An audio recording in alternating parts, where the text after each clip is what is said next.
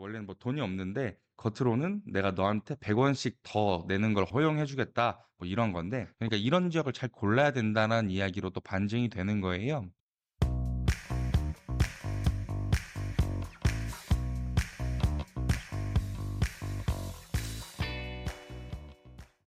이번 시간에는 이번 달에 민생 토론의 후속 규제 개선 조치라고 해서 정부 발표 내용이 있었죠. 내용 중에서 몇 가지만 뽑아서 이야기하는 시간을 가져보도록 하겠습니다.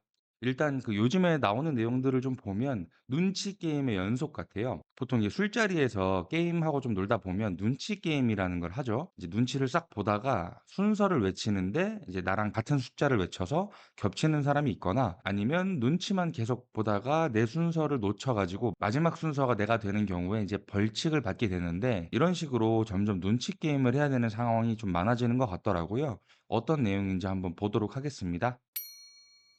일단 정비 사업 관련 내용은 각종 완화 사항들이 포함이 되어 있는데 개발 호황기가 아니고 어떤 개발 지정의 호황기가 아닌가라는 이야기도 들리기도 하죠. 지금도 정비 사업이 지정되고 예정된 곳이 굉장히 많은데 모아타운, 신통 포함해서 추진 확률이 높은 지역을 잘 가려내는 눈치 게임을 또 여기서도 해야 되는 거를 알 수 있습니다. 먼저 국공유지 관련된 내용인데 서울시 조례에서는 이제 정비 사업을 하려고 하면 토지 등 소유자 60% 그리고 면적의 2분의 1 이상의 동의를 얻어야지 사업 진행이 가능한데 이제 법에서는 국공유지 같은 경우 해당 재산을 관리하는 청을 각각의 토지 등 소유자로 보는 규정이 있죠. 여기 나온 내용 같은 경우 관리청이 반대를 안 하면 동의로 간주한다라고 보시면 되고 동의 요건 완화를 했다. 뭐 이 정도로 보시면 됩니다. 이제 정비업체 등록 기준도 완화한다고 하는데 뭐 유능한 업체들이 많이 생기는 건 당연히 좋은 현상이죠. 근데 이제 사업 대상지가 많아지고 정비업체도 많아지고 이게 이제 실제로 추진이 돼야 되는데 사업 대상지만 늘어나고 업체만 늘어나는 거는 실질적으로 어떤 의미가 있나 싶은 부분도 분명히 있어요. 근데 정비업체가 전체적으로 평균적인 에너지 레벨이 올라가는 거는 긍정적인 요소라고도 볼 수 있겠죠. 다음으로 이제 5 번, 6 번은 좀 반가운 소식이긴 한데 사업 시행 구역 확대 이거는 그냥 면적을 일치시키겠다 요런 얘기예요. 사업 시행 구역이 1만 제곱 이하, 가로 구역은 1.3만 제곱 이하 요렇게 구분이 돼서 단순하게 봤을 때 사업 시행 구역은 1만 제곱, 가로 구역은 1.3만 제곱이면 뭐 요렇게 남는 자투리 땅들이 생길 수 있겠죠, 구역들이. 이제 이거를 일치시켜서 혼란과 분쟁을 막겠다. 요런 내용으로 보시면 되고요. 접도 요건 완화라는 내용은 이제 어떤 지역이 있는데 원래는 요렇게 2면 이상 접도를 해야 됐고 이 도로의 폭은 최소 4m 이상이어야 되며 한 곳은 6m 이상이어야 된다라는 거였는데 여기에 조건이 하나 추가됐는데 완화 조건이에요. 뭐냐면 이렇게 이면의 도로를 접하지 않더라도 폭이 20m 이상인 큰 도로와 접하면 이것도 사업을 추진할 수 있게끔 해주겠다라는 거죠. 다음으로 청약저축 관련된 내용인데 시간이 점점 지나면 지날수록 주택 청약이라는 것 자체의 의미가 점점 퇴색되고 있는 것도 사실이긴 합니다. 한번 내용을 보면 뭔가 허용한다고 돼 있고 뭐 인정 한도를 뭐 상향해 주겠다 뭐 이렇게 돼 있는데 사실 아쉬운 건 정부죠. 주택기금이 이제 떨어져서 청약저축금으로 뭔가 충당을 해 보겠다라는 건데 표현이 선심 쓰듯이 이제 나와 있는 거긴 해요.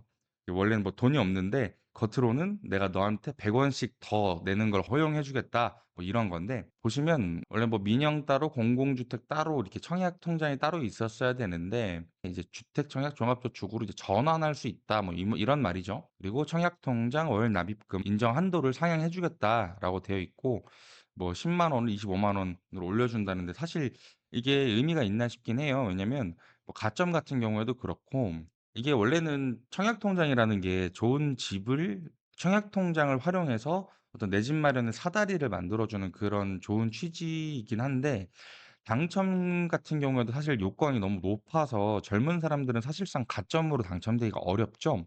그리고 추첨제 같은 경우에는 결국에는 이제 복불복인 형태이고 납입 금액을 올리는 것 자체도 이제 나만 올리면 뭐 내가 좀 유리해지는 건데 이걸 보고 '나도 올려서 가야겠다.'라고 하는 분들이 많다면 다 똑같이 올라가는 거니까 뭐 내가 가점에 유리한 부분이 더 생기는 것도 아니고 반대로 이거 의미 없어. 나 이제 청약 통장 안 할래." 하고 해지를 했다가 뭐 나중에 제도가 또 바뀌어서 불리해지는 상황이 있을 수도 있겠죠. 이것도 좀 잘 선택을 해야 되는 부분이지 않을까.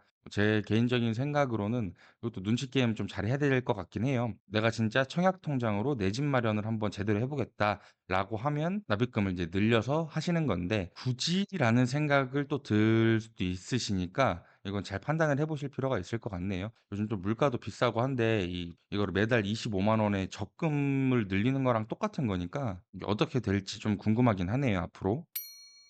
다음으로는 보증보험 관련 내용입니다. 자, 여기도 마찬가지로 임대 보증 체계의 안정화라고 돼 있지만 사실 투자 지역 골라내기 눈치 게임이라고 볼 수가 있어요. 이게 무슨 말인지 한번 설명을 드려보면 임대 보증금과 전세금 반환 보증이 있죠. 이거는 임대인이 의무적으로 임대 사업자일 경우에 의무적으로 가입을 해야 되는 사항이고, 전세금 반환 보증은 임차인이 선택적으로 가입을 하는 거죠. 사실 이 내용들하고는 이제 아파트보다는 빌라가 조금 더 영향이 크죠. 공시 가격하고 실제 거래 금액과 갭이 큰 경우가 많기 때문에 우리가 보통 뭐 126%다 이렇게 얘기를 하는 게, 공시 가격 인정 비율 140%와 담보 인정 비율 90%를 곱해서 126%가 나오는 거죠. 주택 가격은 공시 가격에서 140%를 곱한 거고, 거기에다가 다시 90%를 곱해서 나온 금액이 보증금과 선순위 채권, 보통 등기부 때 보면 선순위로 이제 은행 근저당권이 설정이 돼 있죠. 이 두 개를 더했을 때 요것보다 작으면 된다라는 건데, 이 내용을 견지하겠다라는 거죠. 그러니까 유지를 한다라는 건데, 뭐 기존에 임대주택을 등록했던 곳은 26년도 7월까지 유예를 시켜주지만 올해 7월 1일부터 신규로 등록되는 임대주택들은 해당 내용 이제 126% 내용이 적용이 된다라는 이야기죠, 즉시. 근데 여기 아래 내용을 보면 다만 임대인이 공시가격 이의 신청 후 허그 인정 시 허그가 직접 의뢰한 감정평가 법인이 산정한 감정가는 사용을 허용한다. 보증보험 가입 시점의 공시가격이 해당 주택 가격의 시세 변동을 적절히 반영 못한 경우라고 되어 있는데, 결국에는 이제 126%로 전세 가격을 눌러 놓긴 할 건데, 만약에 이건 너무하다 싶으면 허그한테 따져라. 허그에서 인정을 해 주면 감정평가를 해서 그 금액으로 공시 가격을 쳐 줄게라고 하는 거죠. 예전에 그 가수 동방신기 노래 중에 허그라는 노래가 있어요. 거기 노래 처음 시작할 때 뭐 "하루는 네 방의 침대가 되고 싶어." 뭐 이런 가사가 있는데, 그러면 반대로 내일은 침대가 될지 안 될지 모른다는 거죠. "오늘은 내가 해줄 수 있지만 내일은 몰라." 뭐 이런 뜻 같은데, 여기 예시를 든 건 이렇게 하겠다라고 볼 수도 있는 건데, 호재가 떠서 시세가 쭉 올라가 가지고 공시 가격과 실제 매매 시세가 갭이 많이 벌어진 지역 같은 경우에 인정을 해 주는 거죠. 그러니까 이런 지역을 잘 골라야 된다는 이야기로 또 반증이 되는 거예요. 그렇다고 해서 그게 또 이제 100%는 아니니까, 이렇게 공시 가격과 매매 가격의 갭 차이가 크지만 허그에서 그걸 인정 안 해 주면 모른다는 이야기이기 때문에 이건 좀 이야기가 계속 나올 수도 있을 것 같고, 여기 감정평가법인의 감정평가사분들은 무슨 죄인지 모르겠지만 전국에서 들어오는 감정평가에 대한 이 수요를 어떻게 감당할지도 사실 모르겠어요. 이 감정평가 법인의 개수가 10개 미만으로 지정을 하는 걸로 알고 있는데, 굉장히 그것도 감정평가사분들이 고생을 많이 하실 것 같고, 이제부터 투자자를 포함해서 공인중개사 분들도 요런 내용을 이제 알아야지 중간에서 좀 곤란한 상황을 이 발생하지 않겠죠. 또 뭐 이의 신청해서 그 이의 신청이 받아들여질지 안 받아들여질지부터 해 가지고 이사 날짜를 맞춰야 되고, 뭐 전세자금 대출을 일으킨다라고 하면 뭐 전세자금 대출의 일정 뭐 이런 것들을 중개사분들이 중간에서 많이 조율을 해 주실 텐데, 그런 부분들도 신경 쓸 게 많아지실 것 같네요.